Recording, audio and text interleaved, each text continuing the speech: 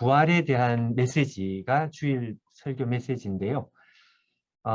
고린도전서 이제 15장 이 전체가 처음부터 끝까지가 한 50절 이상 되는 긴 전체 내용 중에서 그 15장 중에서 고린도전서 15장 16절, 17절, 요 17절 말씀에 있는 그 중에 하나를 이렇게 이제 우리가 주일에 뽑아서 부활 메시지를 함께 나누려고 하는 것인데요. 이제 제목이 이제 뭔가 하니까 내 모습 이대로 받으셨네. 우리 잘 아는 그 복음성가 있죠. 예, 그 가사의 일부입니다. 사랑의 주님이 날 사랑하시네 하고 내 모습 이대로 받으셨네 하는 그거. 예. 요 아주 짧은 가사가 저 가사 자체가 참 그 은혜스러운 가사인데 그 은혜스러운 가사가 이제 그 핵심이 이제 되는 말씀입니다. 내용인즉슨 뭐 앞뒤 설명은 이제 주일날 우리가 하는 걸로 하고요. 고린도전서 15장 17절에 보면 이런 말씀이 있습니다. 고린도전서 15장 17절에 그리스도께서 다시 살아나신 일이 없다면, 그러니까 이제 부활이 만약 없다면, 그 다음에 이렇게 되어 있습니다. 너희의 믿음도 헛되고, 자 여기는 이제 우리가 이해가 좀 되죠. 부활이 없으면 믿음이 헛되다. 이제 그 말이 이해가 되죠. 근데 부활이 없으면 그 다음에 뭐라고 되어 있는가 하니까 너희가 여전히 죄 가운데 있을 것이요 이렇게 되어 있습니다. 예. 자, 요 부분입니다. 자, 요 부분에 대해서 일단 여러분 그 주일 예배 시간에 우리 목자님들도 좀 이렇게 귀를 기울여서 가만히 한번 잘 들어보시면서 생각도 좀 잘 해보시고, 왜냐하면 우리 그 목자 역할을 우리가 하지만 우리 신앙에 있어서 어렴풋하게 이렇게 정리가 잘 안 되는 부분이 하나가 있을 수 있거든요. 예를 들면 예수님의 부활이 없으면 우리가 여전히 죄 가운데 있다는 것입니다. 이게 약간 이해가 될 것 같기도 하면서 누가 물으면 여기에 대해서 글쎄 한 50% 정도는 대답을 하겠는데 50% 정도는 이게 대답이 잘 안 될 수가 있어요. 왜 그런가 하니까요. 우리가 죄 용서라는 것은 예수님께서 십자가에 죽으시고 우리 죄를 위하여 죽으셨다. 예, 그거를 우리가 믿으면 우리가 죄 용서를 받는다는 게 우리 신앙의 기본이잖아요. 그래서 만약에 예수님께서 십자가에 죽으신 것이 없으면 너희가 죄 가운데 있을 것이다. 이러면 이제 이해가 잘 되는데 십자가 얘기는 하나도 없고 부활이 없으면 너희가 여전히 죄 가운데 있을 것이다. 이게 이제 금방 이게 잘 와닿지가 않는다는 거죠. 요건 사실 좀 시간을 가지고 좀 더 자세하게 제가 이렇게 이제 설명을 할 부분이 있을 것 같은데 이제 그런 거는 조금 우리가 생략을 하고 제일 간단하게 이해할 수 있는 한 가지만 제가 내일은 이제 그 얘기를 하고 싶은 것이 예를 들면 제일 쉽습니다. 여러분 구약 시대에 죄를 속하는 제사장이 죄를 속하는 그 대제사장이 그 제사를 드리지 않습니까? 근데 그 제사 드릴 때 이제 뭔가 하니까 대제사장이 성소에 들어가고 그 다음에 지성소에 들어가서 지성소에서 하나님 앞에 속죄를 드리는 거죠. 그때 이제 이 제사가 하나님 앞에 accept, 그러니까 받아들여져야만 우리의 죄가 용서를 받는 거죠. 근데 이제 만약 이 제사가 받아들여지지 않으면 어떻게 되는가 하면 이 죄가 용서를 받았는지 안 받았는지 거기에 대해서 미지수란 말이에요. 받아들여졌을 것이다. 근데 그게 확신을 할 수가 없는 것입니다. 그러니까 제사가 받아들여졌다고 하는 일종의 그 인증 도장, 이 제사가 하나님 앞에 완전히 받아들여졌다고 하는 이 도장은 어디서 확신을 얻는가 하면 이 대제사장이 지성소에 들어간 게 문제가 아니고 들어가고 난 뒤에 그 제사를 마치고 중요한 것은 살아서 나와야 되는 거예요. 살아서 나와야 되는 거예요. 그러니까 살아서 나온다는 게 뭘 말하는가 하면 예수님으로 말하면 부활을 말하는 것입니다. 그러니까 이 제사장이 살아서 나오면 백성들이 막 환호를 하거든요. 와 하고 환호성을 지르는 이유는 대제사장이 안 죽어서 살아서 나와서 좋아서 그러는 것이 아니고 물론 죽는 것보다 사는 게 좋아서 물론 그렇지만 그게 아니고요. 대제사장이 살아 나왔다고 하는 게 가지고 있는 의미가 뭔지 백성이 알기 때문에. 그러니까 살아서 나왔다고 하는 것은 대제사장은 개인 자격이 아니거든요.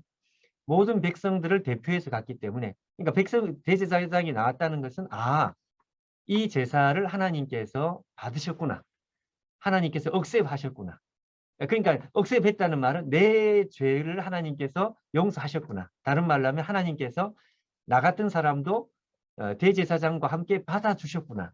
이것입니다. 요게 이제 내일 말씀의 핵심입니다. 그래서 예수님께서 부활하셨다는 것은 뭘 말하는가 하니까 예수님의 피의 제사, 영원한 한 제사라 그랬거든요. 영원한 한 제사. 그러니까 다시 반복될 수 없고, 그리고 그 제사가 효력이 영원하단 말이죠. 정말 에버래스팅입니다.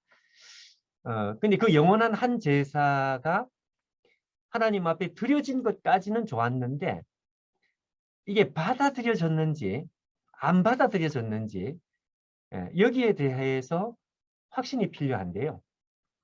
그거는 어디서 확신을 하는가 하니까 예수님께서 부활하신 것. 그러니까 마치 대제사장이 살아나온 것처럼 예수님께서 부활하신 것을 보면서 내가 하나님 앞에 억셉되었구나.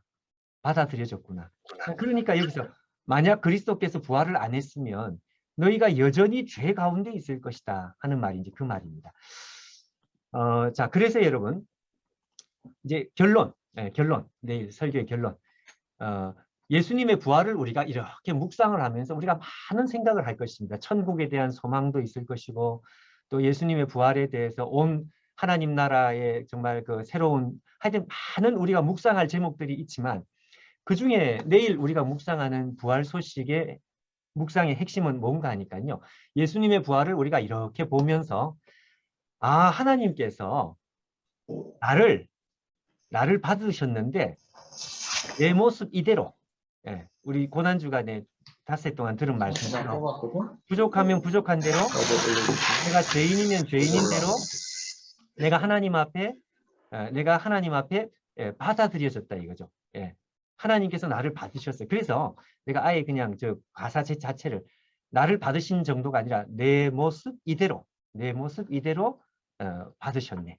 그러니까 부활을 보면서 내가 하나님 앞에 받아들여졌다는 것을 의심하는 사람은 이거는 앞뒤가 맞지 않는 것이라는 거죠. 예수님을 믿는 것은 대제사장처럼 예수님과 우리가 연합되는 것이 믿는 것인데 근데 예수님을 믿는다고 하고 예수님의 부활을 쳐다보면서도 하나님께서 나를 받으신 것에 대해서 의심을 한다면 그거는 말하자면 자가당착입니다. 전혀 앞뒤가 맞지 않는. 자, 무슨 말씀인지를 아시겠죠? 자, 그래서 한마디로 예수님의 부활을 보면서 우리는 하나님 나를 있는 그대로 풀리하게 완전히 나를 그리고 영원히 받아주신 것 그것을 감사합니다. 그리고 그것을 확신합니다. 이것이 이제 결론입니다. 자, 그래서 내일 설교의 핵심은 받아주심입니다. 근데 강조점은 내 모습 이대로 받으신 것이다. 그리고 영원히 받으신 것이다. 나는 하나님 앞에 영원히 받아들여진 존재다. 그것이죠. 자, 여러분 이제 우리가 이것을 가지고 여러 가지로 적용을 해볼 수 있는데 그 중에 제일 중요한 적용을 하는 것이 제일 중요합니다. 제일 중요한 적용을 하는 것이 저와 여러분들의 공통된 임무입니다. 임무. 근데 이 임무를 여러분들이 잘 수행을 하시려면 정확하게 이제 우리가 이것을 딱 잘 찍어서 알고 있어야 되는데 자, 여러분 여기서 이제 우리가 구역 식구들하고 뭘 나눠야 되는가 하면 주일 말씀 우리가 설교 말씀 그대로 부활을 쳐다보면 내가 받아들여졌어. 내가 하나님께서 나를 받으셨어. 그것도 내가 내 모습 이대로 받으셨어. 화장을 안 해도 받으셨고 내가 뭘 없어도 받으셨고 하여튼 있는 대로 하나님께서 받으셨다. 그러니까 여러분 이 시간에 얼굴을 보여주시면 좋겠다 생각에 내 모습 이대로 받으셨으니까요. 하여튼 받으셨단 말이죠. 자, 여기서 이제 끝나면 안 되고 정말 내가 이것을 확신하는지, 예, 이걸 확신한다면 이제 그 다음에 우리가 서로 이걸 나눌 수 있어야 됩니다. 뭘 나눌 수 있어야 되는가 하면 내가 받아들여졌고 저 사람도 받아들여졌으면 내가 혹시 하나님 앞에 받아들여지지 않은 사람은 아닐까? 마치 받아들여지지 않은 사람처럼 주눅이 든다든지 의기소침한다든지 흔들린다든지 이렇게 되면 안 되는 거죠. 그러니까 이제 그 우리의 그 쉐어링, 우리가 나눔의 요지는, 자, 이걸 우리가 부활을 보면서 확신을 했다면 확신한 사람처럼 살자 그 말씀인데요. 확신한 사람처럼 살자 그 말씀인데, 우리가 다른 사람을 걸려 넘어지게 해서는 당연히 안 되고, 그보다 이번에 더 중요한 것은 내가 그걸 확신하고 있다면 다른 사람들을 통해서 또 다른 어떤 환경을 통해서든지 걸려 넘어지지 말자는 것입니다. 무슨 이야기인지 아시겠죠? 왜냐하면 부활을 통해서 하나님 나를 영원히 받으셨기 때문에 영원히 받아들여진 사람처럼 자신감 있게, 그리고 확신 있게. 왜 그런가? 여러분, 우리가 하나님은 나를 받으셨는데 우리 예를 들어서 내일도 아마 요 예를 말씀할 것 같아요. 누가복음 17장에 보면 예수님께서 제자들에게 무슨 말씀을 하는가 하니까 누가복음 17장 1절 2절에 실족해 하는 일이 없을 수는 없지만 너희들이 작은 자 한 사람을 실족해 하면 연자맷돌을 메고 바다에 던지는 게 낫다. 우리 잘 아는 말씀이죠. 근데 이 말씀은 두 가지죠. 다른 사람을 실족하게 하면 안 돼. 다른 사람을 실족하게 하면 안 돼. 그게 한 가지고, 두 번째는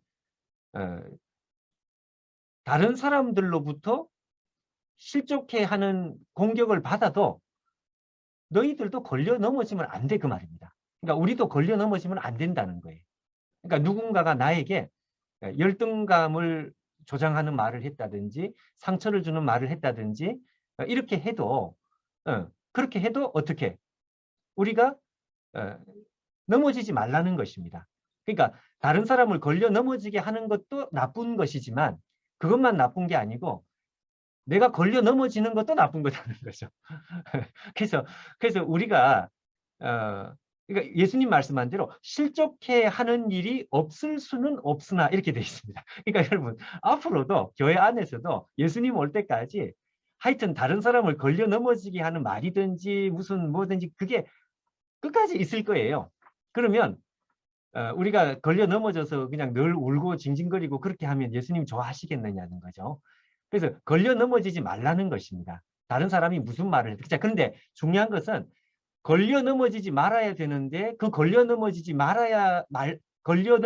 않을 수 있는 근거, 확신, 걸려 넘어지지 않을 수 있는 힘. 그거는 뭔가 하니까 오늘 이 부활의 메시지다 이거죠. 하나님께서 나를 받으셨다. 그러니까 사람이 내게 어찌하리요? 그거 있죠. 다른 사람이 도대체 내게 무슨 말을 하든지, 다른 사람이 나에게 기분 나쁜 말을 하든지, 아니 주인이 나를 억셉을 했는데 왜 너희들이 난리냐 이렇게 하면서 우리가 이제 넘어지지 않을 수, 근데 이 걸려 넘어지지 않을 수 있는 확신은 어디서 오는가 하니까 예수님의 부활 메시지를 보면서 하나님 나를 받으셨어. 자, 그래서 여러분 그 베드로가 환상 중에 사도행전 10장에 보면 그 고넬료의 집에 갈 때, 그 성경 통독할 때 있죠. 고넬료의 집에 갔을 때 하나님께서 베드로에게 이런 말을 했습니다. 하나님께서 깨끗하게 하신 것을 네가 속되다 하지 마라 이런 말씀을 했다고. 그러니까 이 말은 무슨 이야기인가 하니까 내가 받았는데 왜 네가 잔소리냐 이 말씀이죠. 여러분 혹시 그 얘기 아시나요? 코미디언 그 옛날에 구봉서 씨. 구봉서 씨가 온누리교회에서 그거 있죠. 성경 공부 이제 막 예수님을 막 믿으려고 할 그분 아마 장로님이 나중에 되셨는데 이제 막 성경 공부하고 예수님을 막 믿는 초신자 때 자기는 가만히 있는데 옆에서 누가 이제 서로 논쟁이 벌어진 거예요. 동정녀가 어떻게 뭐 애를 낳느냐. 그러면서 이제 예수님의 동정녀 탄생에 대해서 막 서로 이렇게 갑론을박 뭐 이런 게 있으니까 구봉서 그 장로님이 그 중간에서 듣다가 한마디 했다 그래요. 마리아의 남편 요셉인데, 아니 자기 서방이 가만히 있는데 왜 네가 낳느냐 그랬대. 제가 그 얘기 듣고 많이 웃었죠. 아니 자기 남편이 가만히 있는데 왜 네가 자꾸 난리냐 뭐 이렇게 얘기했다 그래요. 그러니까 여러분 마치 하나님께서 우리를 억셉하셨는데 왜 네가 자꾸 난리냐 이제 이런 말이거든요. 음. 자, 자 그러니까 이제 우리 이제 그 여기까지 이제 이해가 되셨으니까요. 그러니까 이제 우리가 이제 함께 쉐어링을 해야 될 초점이 이제 뭔가니까 바로 이거죠. 당신은 다른 사람들의 말이나 다른 사람들의 어떤 그 생각이나 어떤 그 분위기에 자꾸 혹시 걸려 넘어지느냐. 예. 그리고 걸려 넘어진 적이 있느냐. 뭐 이거 걸려 넘어진 적이 없는 사람은 아마 없을 거예요. 그리고 또 이렇게 좀 사람이 좀 이렇게 그 무딘 사람이 있는가 하면 조금 예민한 사람들도 분명히 있거든요. 그래서 예민한 사람들이 가지고 있는 고통 중에는 사실 별것도 아닌 걸로 자꾸 제가 넘어지는 뭐 이런 것들도 있단 말이죠. 자, 이런 것들을 우리가 좀 나누면 좋겠고, 그거 자체 나누는 게 중요한 게 아니라, 이제 그걸 나중에 결론을 가지고, 우리 처음에 했던 것처럼, 예수님의 부활은 우리로 하여금, 어, 걸려 넘어지지 말라고 하는 것이 예수님의 부활이다. 그러니까 하나님께서 우리를 받아주셨다고 하는 것이, 이 부활의 메시지의 핵심이다. 그래서 우리가 뭔가 자꾸 이렇게 내가 넘어진다든지 어떤 그 타인의 말에 열등감에 뭐 이렇게 상처되는 어떤 상황이나 이렇게 되면 걸려 넘어지는 내가 잘못된 것이다. 예. 교회 상처받았다고 해서 뭐 구역 예배 안 나오고 그러면 안 된다. 걸려 넘어지는 내가 바보다. 그러니까 부활 소식을 들은 사람들은 좀 이렇게 자신감이 있어야 된다. 이거 핵심입니다. 부활 소식을 본 사람들, 하나님 나를 받으셨으니까 좀 뻔뻔해야 되고, 누가 무슨 소리를 하든지 간에 뭔가 이렇게 좀 자신감이 좀 있어야 되고, 그거죠, 그거. 뭐 우리가 모를 이야기는 하나도 없고 다 우리가 이해할 수 있는 이야기인데, 자, 이 부분을 여러분 우리가 가만히 생각하면서 우리 목자님들이 아마 우리도 다 마찬가지예요. 우리가 상처받고 또 하나님은 나를 좋다고 했는데 자꾸 내가 주눅이 들고 또 의기소침해지고 참 그럴 것이 우리가 많이 있는 것 같습니다.